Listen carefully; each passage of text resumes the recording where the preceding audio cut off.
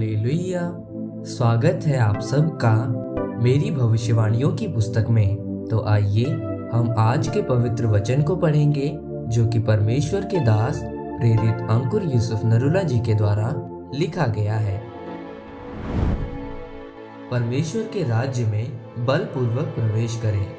जैसा कि मरकुस की पुस्तक अध्याय 5 उसकी 28 और 29 आयत में लिखा है, क्योंकि वो कहती थी, यदि मैं उसके वस्त्र ही को छू लूंगी तो चंगी हो जाऊंगी। और तुरंत उसका लहू बहना बंद हो गया और उसने अपनी देह में जान लिया कि मैं उस बीमारी से अच्छी हो गई। मेरे प्रियो, बाइबल में लिखा है कि परमेश्वर के राज्य में बलपूर्वक प्रवेश किया जा सकता है।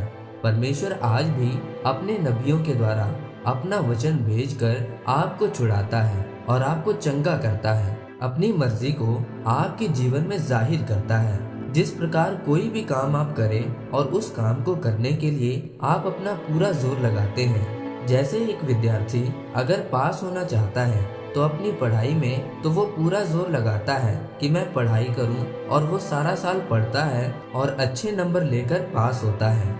उसी प्रकार से आप परमेश्वर के राज्य में प्रबलता से प्रवेश कर सकते हैं। अपने आप चंगाई और बरकत नहीं मिलती, आपको जोर लगाना पड़ता है अपनी चंगाई और बरकत के लिए। जिस प्रकार हम बाइबल में एक लहू बहने वाली औरत के बारे में पढ़ते हैं कि 12 साल से उस औरत को लहू बहने का रोग था। क्या उसने कभी भी दवाई नहीं खाई होगी? क्या उसने कभी टेस्ट नहीं करवाए होंगे? परंतु बाइबल बताती है कि वह डॉक्टरों के पास अपना पैसा भी खराब कर चुकी थी, पर उसे कोई आराम नहीं मिला था। जब उसने प्रभु यीशु मसीह के बारे में सुना तो वो घर में नहीं बैठी कि काश यीशु मसीह मेरे पास मेरे शहर में आए, काश ऐसा हो जाए, क्योंकि मैं चल नहीं सकती। बाइबल कहती है कि उस स्त्री ने परमेश्वर के राज्य में प्रवेश किया। कैसे भीड़ को चीरती हुई प्रभु यीशु मसीह के पास गई और उसके पल्ले ही को छू लिया, क्योंकि उसका विश्वास था कि अगर मैं सिर्फ उसके पल्ले ही को छू लूंगी तो चंगी हो जाऊंगी। उसने क्या किया? जोर लगाया अपनी चंगाई के लिए। जिस चीज में आप कभी जोर नहीं लगाएंगे उसमें आप कभी फलवंत नहीं होंगे। जिस चीज में आप आराम से बैठे हैं उसमें खुदा आपको फलवंत नहीं करेगा। हर चीज का एक मूल्य है, जो महंगी है और अच्छी है, उसका एक मूल्य आपको देना पड़ता है। प्रार्थना करने के लिए भी आपको जोर लगाना पड़ता है। कई प्रकार की दिक्कतों का सामना करना पड़ता है, क्योंकि शैतान जानता है कि आप ऐसा कुछ करने जा रहे हैं जो उसके राज्य को प्रभावित कर सकता है। लेकिन आपको डरना नहीं है, आपको पूरे जोर के साथ प्रार्थना करनी है।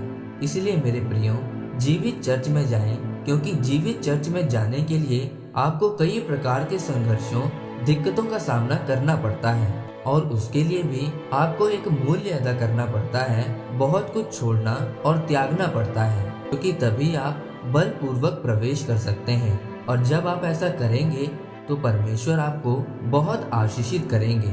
उस लहू बहने वाली औरत की तरह अपनी चंगाई, मुक्ति, उद्धार और बरकत को बलपूर्वक परमेश्वर से ग्रहण करें।